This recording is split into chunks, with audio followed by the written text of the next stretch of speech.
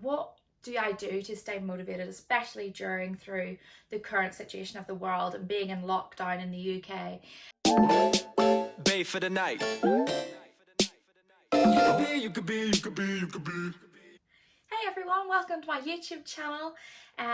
If you're new here, thank you very much for being here. Remember to hit that subscribe button if you like this video. I would be posting lots more content just like it. So today my video is something that I get asked a lot.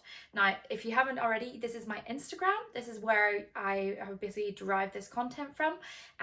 My followers, they always ask, what do I do to stay motivated, especially through the current situation of the world and being in lockdown in the UK?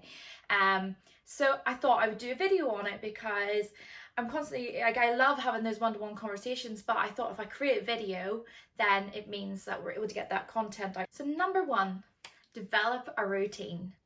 This is so vitally important. If you develop your routine, you're getting consistency, you're able to know what's happening, you don't have to worry about days where you're like, oh, I don't get that done, or oh, how am I going to fit that in today? Because you're literally changing your lifestyle, and you're more fitting everything else that's going on around your goal. My standard example of my day would be, I have a mum of one, and he's 2, so I'd get up and I get him breakfast, I get myself a coffee, and then I get stuck into my workout. It means I have everything sort of organized and my workout done by 10 o'clock, which I love. So currently Monday to Friday I do intermittent fasting, so it means I don't start eating until 12, and then I eat between 12 noon and 8 p.m. I do this for no other reason other than it gives me a smaller window to get my calories in. So therefore I find I don't snack as much. I'm eating whole foods because I'm hungry, and therefore I'm able to fuel my body with what it needs, eat every day. And that is food is the key to you losing weight. Then in my routine, I have my workouts, so I plan my workouts in advance, and I plan whether I'm going to do upper body, lower body, abs, legs, arms, HIIT sessions, body combat, body pump, like whether I want to do a class, whether I go for a run, go for a walk, and I try to get in 10,000 steps daily. Now I know, like, if you're working full time, it is really hard to get all this in. So that is why developing and planning a routine that would suit you. So whether it's working 3 days a week, and you can set yourself aside half an hour, 3 days a week to do a HIIT session or to do your upper body session, that is going to be the key to you being able to start getting consistency. So for me, point number 2 is creating a meal plan. Like I've said in my point number 1 in developing your routine, food is the key to your weight loss. You need to be in a calorie deficit, and it doesn't matter which diet you follow, whether it's Slimming World or Weight Watchers or keto or anything like that. The key point with all of those is a calorie deficit, and most of the time it's because they're restricting you to certain types of foods, and most of the time that is whole foods. I find for myself, having a non-restrictive food plan is the key. I find when I go on to one of these diets that it's literally like no carbs, you're eating eggs, you're eating almonds, you're eating things like that. Like, that's not what I like.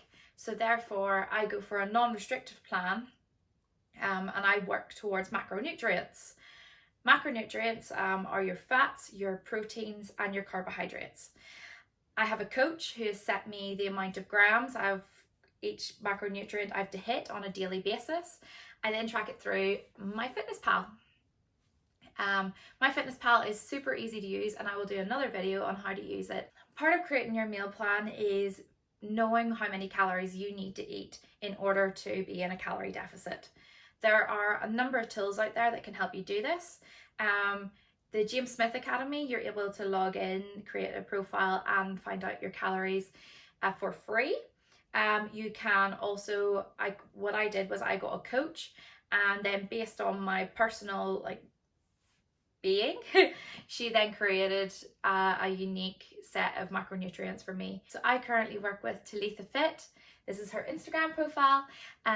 She's amazing. She's really supportive. She's got lots of energy, and I find it really fun working with her. Finding a coach that you work well with is vital as well, because if you and your coach can't see eye to eye and they don't understand what you're trying to achieve and you don't understand what they're telling you, then it's not going to work. So if you find a coach that you get on with personally, and you also understand all the content and all the information that they are giving you, you're going to have success. I will share a meal plan of what I eat in a day underneath this, and then I'm also in the future going to do this is what I eat in the day video for you to be able to watch.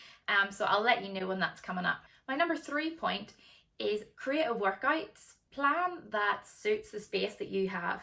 So if you have a small house like myself, you don't have much space to be able to like move around and things like that. A lot of the time I take my workouts to my back garden because I have like a decent sized patio, and so I normally do my workouts out there, and if not, then I have to swap it up to movements that don't require actually moving around too much so that I can do them inside.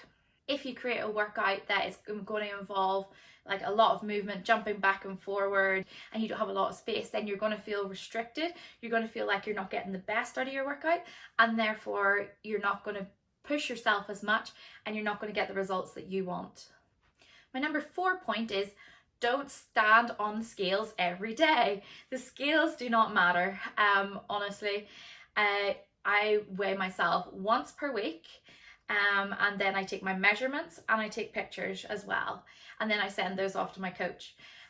Sometimes I find that my weight actually can go up or stay the same for a number of weeks, and then I will get a big drop. So don't get caught up in the scales. Honestly, from personal experience, I used to be someone who used to nearly weigh myself every single day, and it made me miserable. It made me feel like I wasn't like having successes. I felt like I wasn't achieving stuff quick enough, and as a result then I gave up very, very quickly. So definitely my advice would be weigh yourself once per week, take your measurements, and you should measure your bust, your waist, your abdomen, your hips, your left thigh, right thigh, left calf, right calf, and your biceps.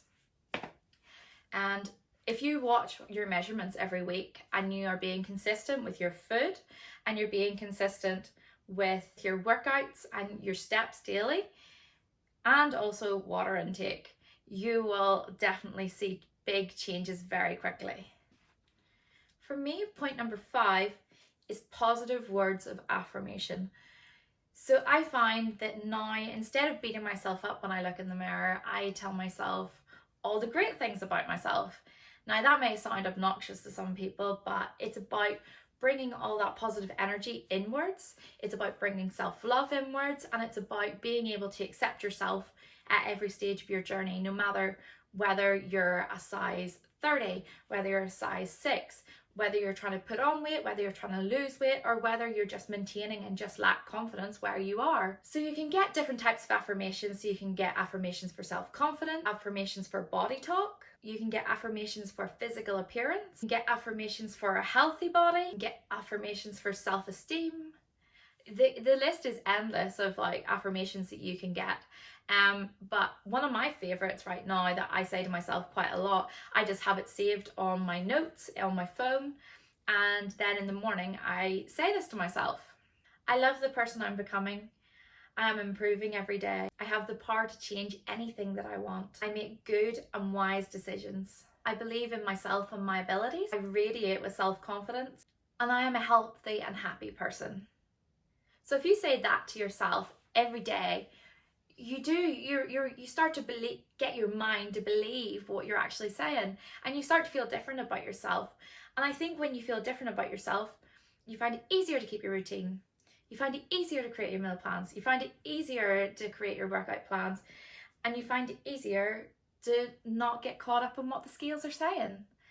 And when you do all that, you're getting consistency and you're getting your successes. Which leads us to my last and final point for this video. My number 6 point Share and celebrate the little successes and the non-scale victories. These are so important in any journey, because if you don't allow yourself to celebrate little successes, then what is the point? Because then life's not enjoyable. You need to allow yourself to love yourself. You need to feel it in your heart, you need to feel it in your mind, and you need to love the vessel that is giving you life every single day. So little successes or non-scale victories can be clothes fitting that didn't fit before, even if they're not big, just fitting better.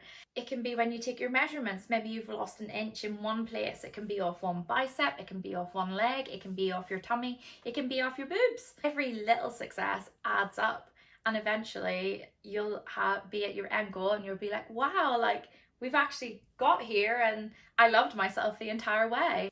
So please, if you're going to take anything away from this today, take away self-love, take away self-confidence. Go and try the affirmations, create your meal plan, create your workout plan, and love yourself every single day, because you're totally worth it and you're beautiful, you're handsome, you're amazing just as you are. And yes, things in life always get in the way, and whether it's having children or grieving or another issue going on that you're dealing with in your life personally, we can lose track of looking after ourselves. But taking that time and taking that control back, finding our consistency, finding our routine again, you can achieve anything. So thanks guys for being part of this video. If you really like this video, please subscribe to the channel. There'll be lots of videos coming up, and I can't wait to share the next video with you guys. See you later! You could be, you could be.